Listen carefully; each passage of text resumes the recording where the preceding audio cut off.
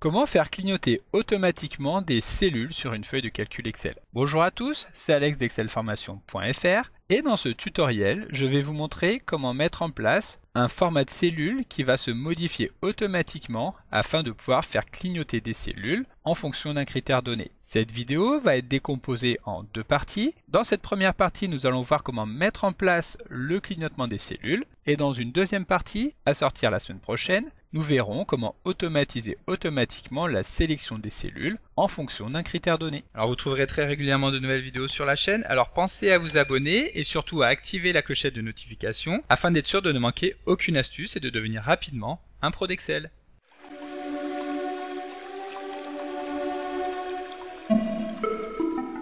Comme d'habitude, si vous voulez être sûr de bien comprendre tout ce que nous allons voir dans le cadre de cette vidéo, vous pouvez télécharger le support de ce tutoriel ainsi que son corrigé en suivant le lien disponible dans la description de la vidéo, ce qui vous permettra de réaliser les opérations en même temps que moi pour bien comprendre tout ce que nous allons voir dans cette vidéo. Alors au cours des nombreux tutoriels précédents, vous avez déjà été nombreux à me demander s'il était possible de mettre en place une mise en forme conditionnelle capable de faire clignoter une cellule Excel. Malheureusement, notre tableur préféré a beau être très puissant, il ne propose pas directement d'une fonctionnalité qui permettrait de réaliser cette opération. Mais comme vous le savez, il est possible d'ajouter toutes sortes de fonctionnalités, la seule limite étant évidemment notre imagination. Et donc pour ce tutoriel, nous allons découvrir une méthode qui va nous permettre d'arriver à faire clignoter des cellules en fonction d'un critère que nous allons définir. Ici, il s'agira donc de voir tous les commerciaux qui n'ont pas atteint un objectif fixé ici à 50 000 €. Et pour réaliser cette opération, comme vous pouvez vous en douter, nous allons devoir développer une petite macro en VBA.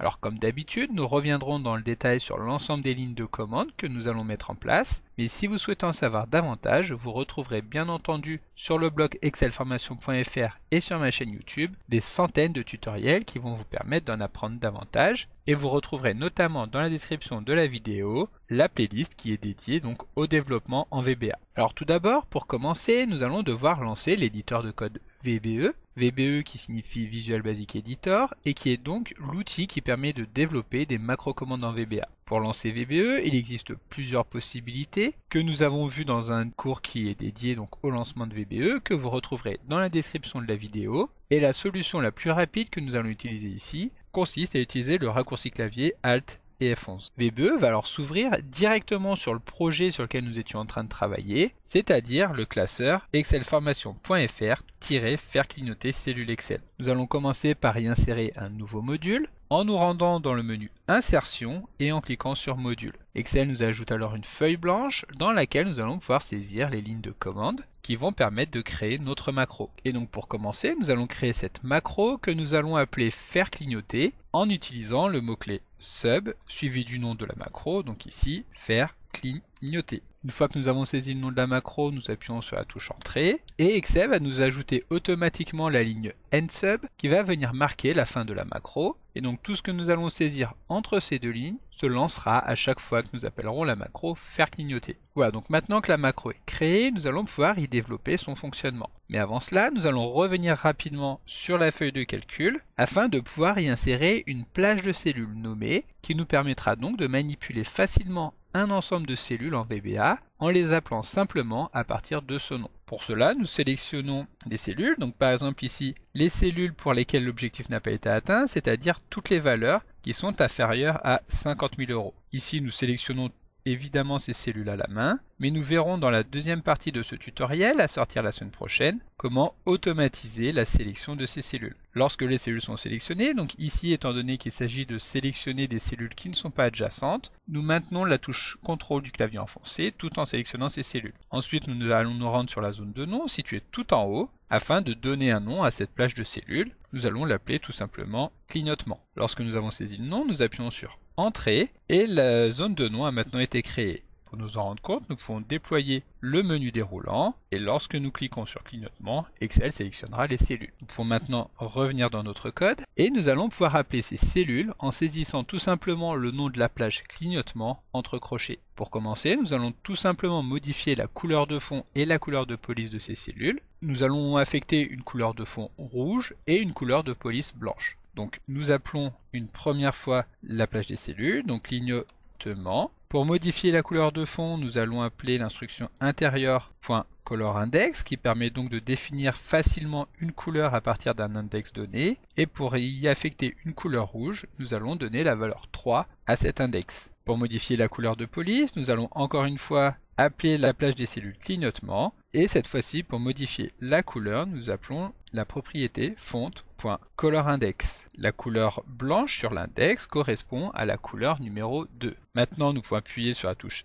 F5 afin de lancer cette macro. Et si nous revenons sur la feuille de calcul, nous allons pouvoir constater que toutes les cellules qui font partie de la plage clignotement ont vu leur couleur modifiée. Donc maintenant, pour mettre en place le clignotement, nous allons utiliser une instruction ifThen que nous avions découvert dans un tutoriel précédent et qui permet donc d'effectuer un test afin d'effectuer une action en fonction du résultat de ce test. Nous revenons dans le code et nous allons vouloir regarder si la première cellule de la plage clignotement a une couleur de fond qui a déjà été modifiée en rouge. Donc if clignotement pour récupérer toute la plage de cellules. Ensuite, pour limiter l'analyse sur la première cellule, nous appelons le sous-objet cells avec le paramètre 1. Pour vérifier la couleur de fond, nous allons faire comme nous l'avons fait juste en dessous. Donc nous allons appeler la propriété intérieur.colorIndex et nous allons vouloir voir si cette couleur est égale à 3. Lorsque effectivement ce sera le cas, alors nous remettrons les paramètres par défaut. En revanche, lorsque cette valeur ne sera pas égale à 3, donc il s'agira de la phase de clignotement où les couleurs n'auront pas été modifiées, alors nous pourrons affecter les couleurs que nous venons de mettre en place. Et bien entendu, nous n'oublions pas de fermer le if avec un endif. Maintenant, nous allons pouvoir copier ces deux lignes de code afin de les insérer ici. Et nous allons vouloir donc que la couleur de fond soit transparente, qu'elle revienne donc à son état normal, en utilisant donc la valeur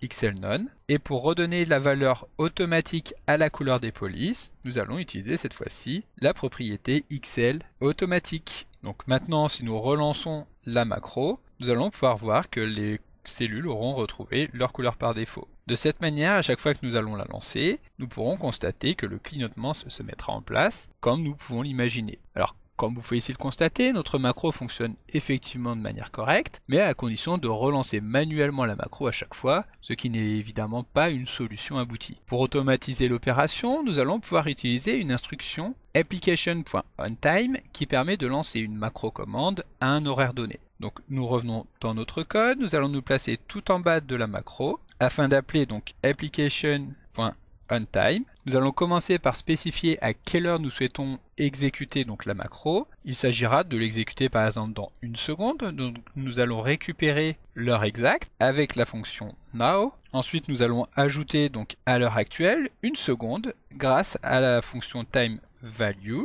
dans laquelle nous allons venir spécifier en paramètres la durée à attendre. Comme nous l'avons vu, il s'agit d'attendre 0 heure, 0 minute et 0,1 seconde. Le deuxième paramètre, procédure, va nous permettre de venir saisir entre guillemets le nom de la macro que nous allons vouloir lancer. Il s'agit ici de réaliser une boucle de la fonction faire clignoter que nous allons appeler donc à la fin de celle-ci. Et voilà, notre boucle est correctement mise en place. Nous pouvons appuyer sur la touche F5 afin de la lancer. Et maintenant, si nous revenons sur la feuille de calcul, nous allons pouvoir constater que les cellules vont effectivement clignoter toutes les 1 seconde. Alors si nous souhaitons améliorer légèrement le rendu visuel de cette macro, nous allons pouvoir faire stopper le rafraîchissement de l'écran en utilisant l'instruction application.screenUpdating. Nous allons tout d'abord stopper ce rafraîchissement en lui donnant la valeur de false. Et évidemment, tout à la fin de la macro, nous n'allons pas oublier de le remettre, donc avec application.screenUpdating, qui sera cette fois-ci égal à true. Pour finir, et afin d'éviter toutes sortes de problèmes, notamment si nous supprimons par inadvertance la plage de cellules nommée clignotement, nous allons insérer au tout début de la macro une ligne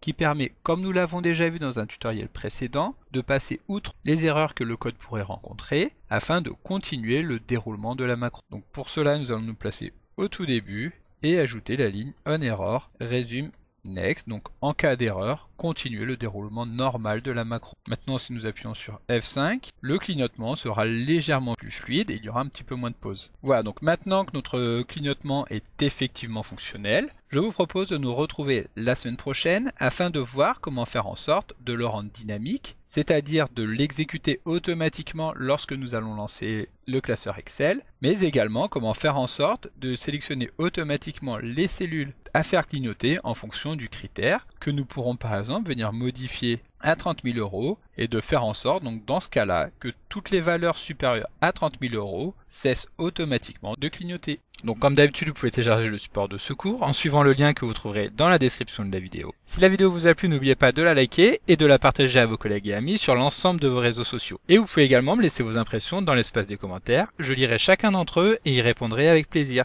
Évidemment, si ce n'est pas encore fait, abonnez-vous à la chaîne pour ne manquer aucune astuce. C'est également très important pour m'aider à gagner en visibilité afin de pouvoir développer la chaîne et continuer de vous proposer des tas de nouvelles vidéos. Merci d'avoir suivi cette vidéo et à très bientôt pour un prochain tuto.